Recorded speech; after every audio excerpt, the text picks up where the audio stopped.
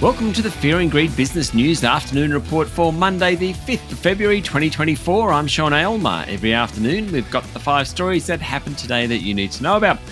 Story number 1, the S&P ASX 200 finished 1% lower today at 7,626 points. Though earlier in the session, it was off almost 1.5%. Comments from Fed Chair Jerome Powell on interest rates, more on that shortly.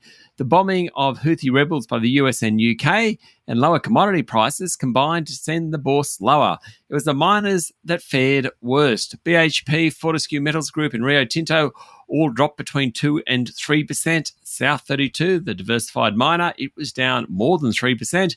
The gold stocks were among the worst performers, with the All Ordinaries Gold Index down nearly 5%. Market leader Northern Star Resources was off 3.4%. Wesfarmers was another poor performer. It was down 1.5%. Otherwise, the banks were mixed, with both Westpac and National Australia Bank higher. Goodman Group, Aristocrat Leisure and QBE Insurance also ended higher, while WiseTech Global was the best of the large caps, jumping 2.2%. Story number 2, in corporate news today, gold miners Silver Lake and Red 5 Limited will merge via a scheme of arrangement under which Red 5 will buy 100% of Silver Lake shares. Investors weren't that fussed. Silver Lake's share price tumbled 12% immediately on the news. The parent of supermarket brands IGA and Foodland, Metcash, is seeking $300 million in a fully underwritten institutional placement to fund the purchase of Superior Food Group, as well as hardware companies Bianco and Alpine Trust.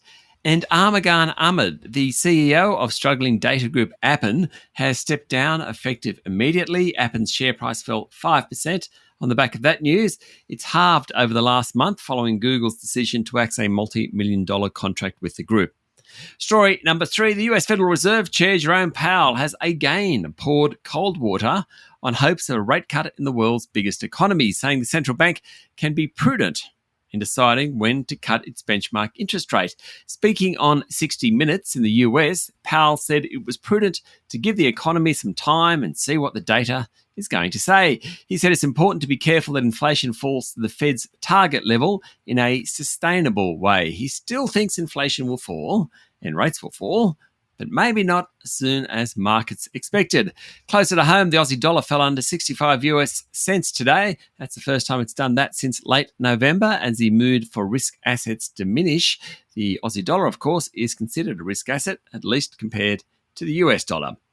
Story number 4, the latest news poll in the Australian newspaper shows that 62% of voters think Prime Minister Anthony Albanese did the right thing changing the tax laws, but only 38% said they'd be better off, which is actually incorrect because at least 80% will be better off. Basically, it shows the government hasn't done enough to explain its new position. Even though the government's decision is supported by nearly 2/3 of Australians, it didn't give Labor much of a boost in the polls, with the two-party preferred vote unchanged at 52 to 48% in favour of the government. The coalition's primary vote sits at 36%. Labor's at 34%, 12% for the Greens. Independents and minor parties are at 11%, and One Nation is at 7%. And finally, story number 5, Lynas Rare Earths has been in talks with a New York-listed rival about a merger to take on the dominant Chinese players. Lynas and Las Vegas-based MP Materials have been working on a deal to bring together the world's 2 biggest non-China producers of rare earths. But those talks aren't ongoing, or in fact, they're not happening right at the moment. Not that that rules out some deal in the future.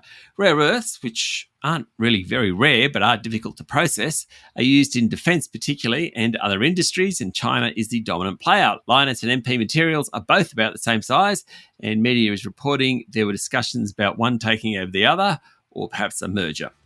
That's it for the afternoon report for Monday, the 5th of February 2024. Don't forget to hit follow on the podcast and find Fear and Greed on LinkedIn, Instagram, X and Facebook.